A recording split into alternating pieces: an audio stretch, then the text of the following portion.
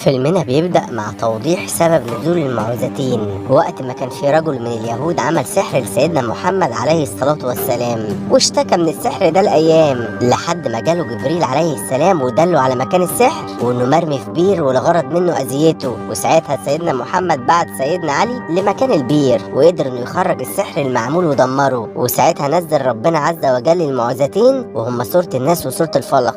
وبعدها بنروح للدجال وهو بيعمل سحر على ظهر طفلة وبيستخدم حاجات كتير في السحر بتاعه، وبتكون قصة الفيلم قصة حقيقية حصلت في مكان ما مع تغيير أسماء الشخصيات والأماكن. وبنروح لمكان دجال بيطلقوا عليه الحاج إيسان، وبتروح لأذنور عشان تسأله لو جوازها من قدرة ابن عمتها هينجح ولا لأ. وبيعمل إيسان شوية حاجات في النار والمية اللي قدامه وبيقولها إن الجن هيرد عليها بنفسه. ومرة واحدة بتلاقي أذنور إن صاحبتها اللي جنبها شكلها اتغير وصوتها اتحول كمان، وبتبص لها وهي شكلها مرعب وبتقول لها إنها لو اتجوزت قدرة هتبقى نهايتها على ايده وانه هيبقى مفتاح عزرائيل لبابها. وبتعدي 12 سنة على كلام إيسان لأذنور، وبنروح لمايو 2009 وبتكون أذنور غلطت مع قدرة وبقت حامل منه بدون جواز، وبتفضل تطارده بالرغم من انه بيتهرب منها عشان ما يعترفش بالطفل اللي هي حامل فيه في الشهر الرابع. وقعدت فترة اجهاض ومش تعرف تنزله، وبيقول لها انه مش هيعترف بابن حرام، وبيضربها جامد لدرجة انها بتقع في الارض وبتنزف. فبيتصل قدرة بحافظ صاحبه عشان يجيله بتاكسي ضروري ويتحركوا على المستشفى. وساعتها بتكون نيسا عايشة مع والدتها الكبيرة في السن وبتخدمها لانها ما بتتحركش ومصابة بشلل كامل في جسمها، ومعاها جايدة بنتها الصغيرة الكفيفة. وبتقوم نيسا بخدمتهم هما الاتنين. وبتكون أذنور ساعتها في المستشفى بعد ما تم إجهاض الطفل بعد الخبطة اللي خدتها من قدرة، وبيقولها انه مش عايز يشوفها تاني ولو فضلت تطارده هيفضحها عند ابوها ويخليها تعيش مع اختها في قريتهم بعارها. وبيسيبها وهي بتعيط وبيختفي من قدامها، وبيرجع لبيته ومراته نيسا وبنته جايدة، وبيدخل ينام بعد يوم مرهق وبيحلم بكابوس ان بنته شايله عينيها على كف ايدها وجايه بيها عشان يرجع عيونها مكانهم. وبيصحى قدرة مفزوع من النوم وبيروح ناحيه بنته وهي نايمه وبيفتكر انه سبب في عمى بنته لان اهمل مراته لحظه ولادها وما اهتمش انه يوديها المستشفى اما نيسا طلبت تروح بسبب الالم الشديد اللي جالها، وان اهماله تسبب في ضرر كبير لاعصاب عين بنته وكان هو السبب في ولادتها كفيفه مدى حياتها. وبعد ما بيقوم من جنب بنته بيروح يحضر خطبه الجمعه في المسجد، وبيكون امام المسجد بيتكلم عن ايه معينه في سوره المطففين وبيذكر كلمه سجين واللي معناها سجن صغير ضيق بيتسجن فيه الفجار وبيتعذبوا بسبب افعالهم. وبعد ما بيخلص قدرة الخطبه وبيخرج من المسجد بيلاقي ان أذنور بتتصل بيه تاني وبيرد عليها وبيقولها ما تتصلش تاني بيه وبيقفل السكه في وشها. وساعتها بتكون أذنور قررت انها ترجع للدجال من تاني عشان ينتقم لها من قدرة، وبتوصل بيته وبتديله كل اللي معاها من فلوس وذهب، وبتطلب منه ان قدرة يبقى متيم بيها وعندها استعداد تعمل اي حاجه مقابل ان قدرة يحبها هي بس. وبيقولها انه هيعمل لها تعويذه خلال 5 ايام هي وكل اللي من دمها زي امها وبنتها، وساعتها هيبقى قدرة ضعيف قدامها ويحبها هي لكنه محتاج شعرها او دمها. والتعويذه هتتم عن طريق كتابه ايات قرانيه بشكل معكوس على رجل جثه شخص لسه ميت، وبعدها رمي التعويذه في امعاء خنزير مذبوح. وبتوافق ان ايسان يعمل المطلوب منه باي ثمن المهم قدرة يحبها هي. وبيبدا ايسان انه يذبح خنزير من عنده وبيخرج امعاءه بنفسه وبيجهزها، وبعدها بيروح المقابر عشان يخرج جثه لسه مدفونه وبيقطع رجله وبيكمل التعويذه بتاعته. وبتروح أذنور على بيت نيسا عشان تقابلها على اساس انها بتسلم عليها قبل سفرها، وبتدخل حمامها عشان تدور على اي حاجه تاخد منها شعرة نيسا، وبتاخد الشعر الموجود على الفرشه اللي قدامها وبتلاقي منديل عليه دم موجود في السله فبتاخده معاها وبتتحرك من البيت. وبتقابل قدرة في طريقها وبتقوله انها كانت عايزه تدمر حياته وتقول لمراته اللي هو عمله فيها، ولكن مراته وبنته صعبوا عليها وما قدرتش تدمر حياتهم السعيده. فبيزعق لها قدرة وبيقول لها ما تجيش جنب عيلته تاني وبيسيبها وبيكمل طريقه لبيته. وبتطلع أذنور على الدجال وبتديله الحاجه عشان يكمل التعويذه بتاعته، وساعتها بياخد منديل الدم بتاع نيسا وبيحطه في الميه وبعدها بيطلق الميه على امعاء الخنزير المذبوح، وبيلف الورقه اللي عليها ايات القران المكتوبه بالعكس على رجل الجثه، وبيفضل يقول تعويذه لحد ما العظمه اللي في ايده بتتكسر. وبيقول لأذنور ان بعد 5 ليالي هيحصل المتفق عليه. وبنبدا في اول ليله في بيت نيسا وهي ظابطه المنبه على الساعه 4 الفجر عشان تقوم تصلي، وبعد ما بتخلص صلاه بتشوف راس خنزير خنزير في الارض قدامها، وبتلاقي ان في امعاء ودم نازلين من السقف، فبتترعب من اللي بتشوفه وبتهرب بره الاوضه وبترجع تنام وهي خايفه. وبتصحى تاني يوم وبتبدا انها تتغير وتصرفاتها بتتغير جدا، لدرجه انها بتاكل شعر العروسه بتاعت بنتها وبتاكل شعرها هي وبتقع على الارض من التعب.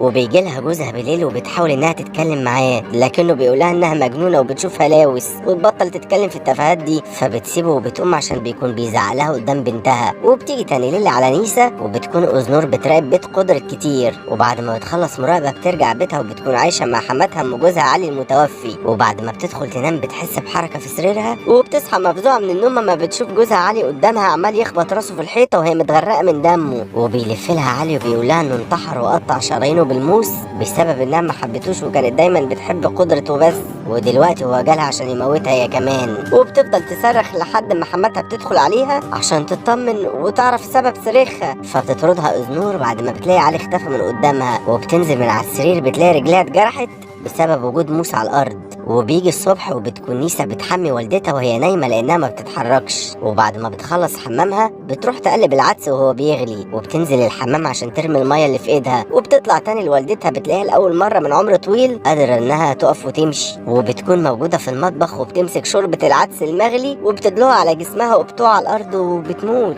وبتنهار نيسا من وفاه امها وبيتعمل لها عزا في بيتها. وبتبدا الليله الثالثه في تمام الساعه 12، وبيفضل قدرة ياخد العزا لحد ما بيخلص، وبيقف بره البيت عشان يشرب سيجاره. وبعدها بيدخل البيت بيلاقي ان كل عفش بيته متغطي بملايات، وبيسمع صوت بنته وهي بتقوله انها عارفه انه سبب عماها. وفجاه بيلاقي نيسا وأذنور قدامه وشكلهم مرعب وبيهجموا عليه، لحد ما بتظهر بنته قدامه وبتناديله وبتفصله عن كل التخيلات اللي هو شايفها دي. وبيجي الصبح وبيقول قدرة لنيسا انه بدأ يشوف حاجات غريبه زيها ولازم يستشيره شيخ ضروري. وبيروح لشيخ المسجد وبيحكي له اللي حصل، فبيقول انه مراته مسلط عليها جن عاشق هو سبب اللي بيحصل، وان الجن ده ممكن يكون السبب في حد بيكره قدرة وعايز يأذيه، وانه ان شاء الله هيقدر يساعده في التخلص من الجن ده، لان هو نفسه في بداية جوازه تعب جدا في اول يوم وما قدرش انه يلمس مراته لمدة 2.5 شهور. وبعدها جه شيخ فضل يرقيه لمدة نص ساعة بالقرآن الكريم لحد ما الجن خرج منه ورجع لطبيعته من تاني، وانه هيقدر يساعده هو ومراته زي ما تساعد زمان. وبتكون نيسا ساعتها في البيت لوحدها وبتسمع صوت امها بتنادلها من الحمام، وبتروح تبص في الحمام بتلاقي امها بتقطع العيش في الحمام وبتاكل منه. وبعدها بتجري ناحية نيسا عشان تهجم عليها، فبتقفل نيسا باب الحمام في وشها وبتهرب على اوضتها لحد ما بيجي لها قدرة وبيقول لها انه كلم الشيخ خلاص وهيقابلوه تاني يوم. وبتيجي الليلة الرابعة وبتكون أذنور بتاخد دش وبيتقطع عليها النور،